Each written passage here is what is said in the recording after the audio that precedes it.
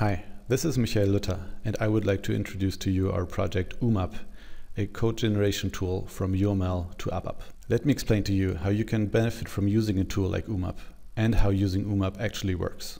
In a medium-scaled to large software development project, we usually have one or more system architects who map out a general system design that is to be implemented by the development crew.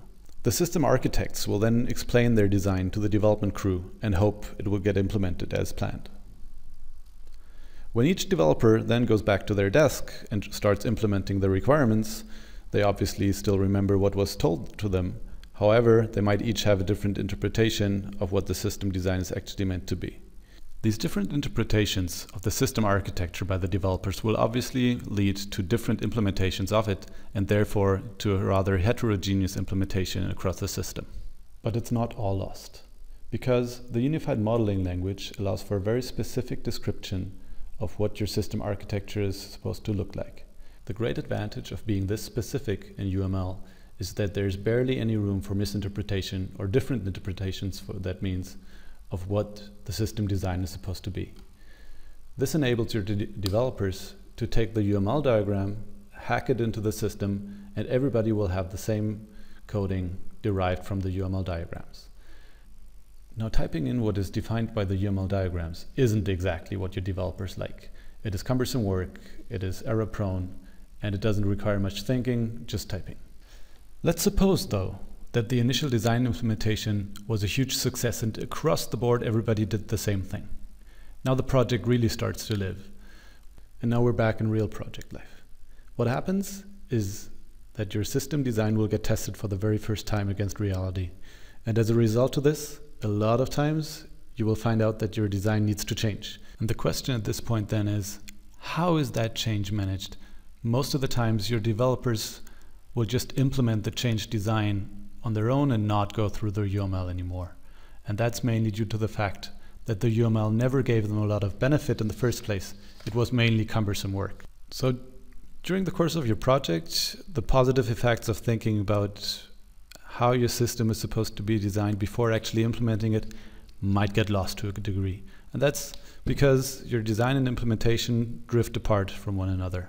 And that's where UMAP can help out, because it'll integrate system design in terms of creating a UML diagram into actually implementing the design. So let me first explain to you what the general workflow of using UMAP is. The first thing you will need is a UML modeling tool, which creates a UML file. The UMAP Eclipse plugin is then used to generate a UMAP file out of the UML file. The UMAP file will contain all the information which is required by the UMAP ABAP code generator to actually create all the classes and interfaces on your application server. The UMAP ABAP code generator is a normal ABAP program which you can install on your application server. Okay, let's jump right in. What you see here is our modeling tool. In this case, it's Modelio. We used it to create a very basic class model with a couple of classes and a couple of interfaces. We can now go ahead and export our class model into a UML XML file. We actually like to export directly into the workspace of our UMAP Eclipse installation. We hit export and done.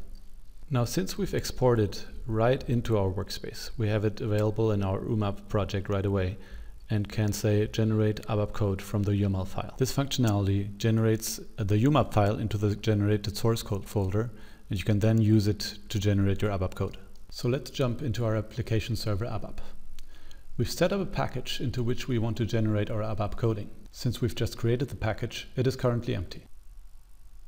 Okay, let's generate some code. We first choose the UMAP file to upload and then press execute. The program analyzes the imported UMAP file and shows you all the development objects it is going to create. You don't see much on this screen because all the imported objects are totally new. If there were just some changes to an object, like a new attribute or a new method, you would actually see that specific change in the component column of the table.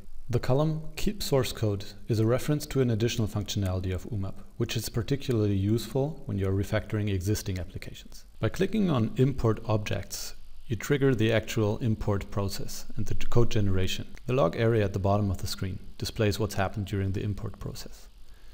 Okay, let's check whether it really worked. When we look into the repository explorer, we can find our classes, our interfaces, with all their methods and properties that were designed in our model. Okay, everybody, that's it for now. There's a lot more about UMAP that we would love to tell you on another day about, especially around refactoring and using UMAP in more complex scenarios. But for now, that's it. Thanks for watching. Ciao.